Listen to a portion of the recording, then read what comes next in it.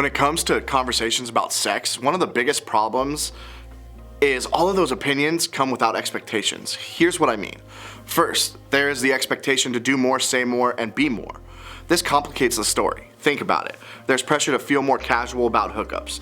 There's pressure to send pictures and texts. There's pressure to pass along pictures sent to you. There's pressure to experiment. There's pressure to do what your partner wants. There's pressure to keep up with participation in conversation about sex. There's pressure to have more sex. There's pressure to know everything possible about sex, whether you're not sexually active or you are. At the same time, there are other voices talking about consent and respecting other people's bodies and boundaries, which is super important. And then if you have hung out around church or around Christians, there's even more voices and more opinions and more expectations. It may even feel like there's added pressure to do less. There's pressure to not go too far. There's pressure to not even think too far. There's pressure to honor God by honoring other people's bodies. There's pressure to not have sex until marriage. So how do you make decisions for your life and your life story when everybody seems to disagree on what that should be?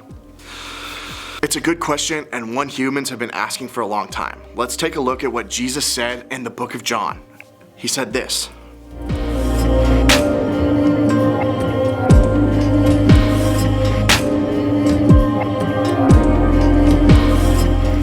If this sounds confusing, I get it.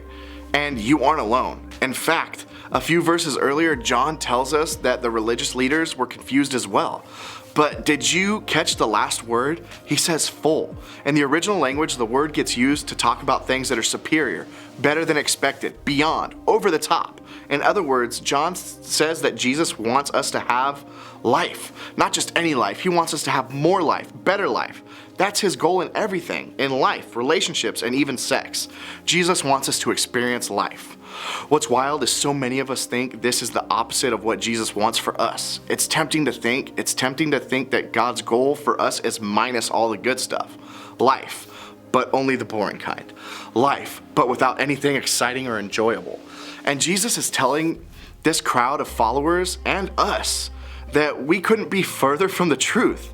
He's basically saying, I'm not a thief. I have not come to steal, kill, or destroy your life. That's not me. I came to make your life better, fuller, and better than you've ever imagined.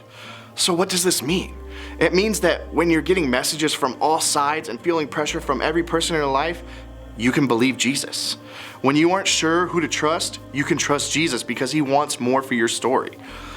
The word that Jesus uses is thief, which can be understood as con artist, someone who makes you think that they care about your best interest, but they actually have a different motive. Basically, Jesus is saying that you need to listen to him and trust him.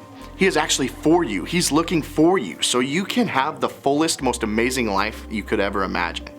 To begin living this full life that Jesus promises, pay attention to the message you're hearing and believing, and includes messages about sex. It doesn't mean that those people that tell you that you need to have sex aren't for you. You just need to pay attention to what you're hearing. Pay attention to what you think, feel, and say when it comes to sex. And where do those ideas come from? Pay attention to what you do and say around other people. And why? Be aware of who's pressuring you and why you feel pressure from them. Be aware of how you may be pressuring others and what makes you want to pressure them. And pay attention to what Jesus is saying to you.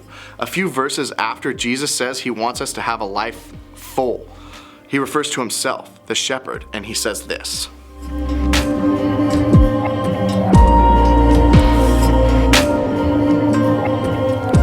Remember, sheep and shepherds were a common thing back then, but you get the idea. It's a metaphor.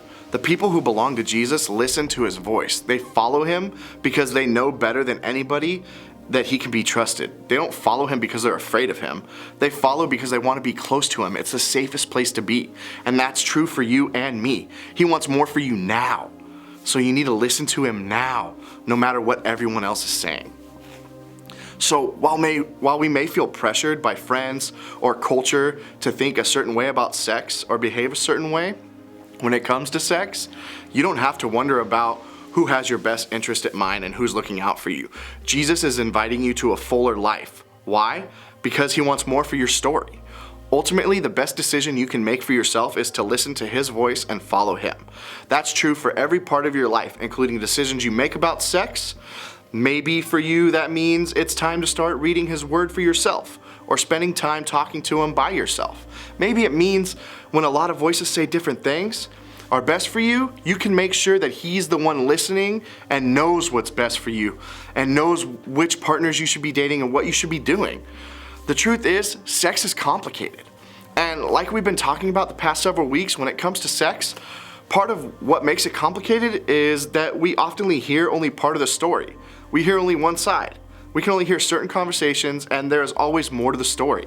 That's why whether the voices around you should be doing more or doing less, I want you to know that you can trust what Jesus says more than all of them, because Jesus wants more for your story.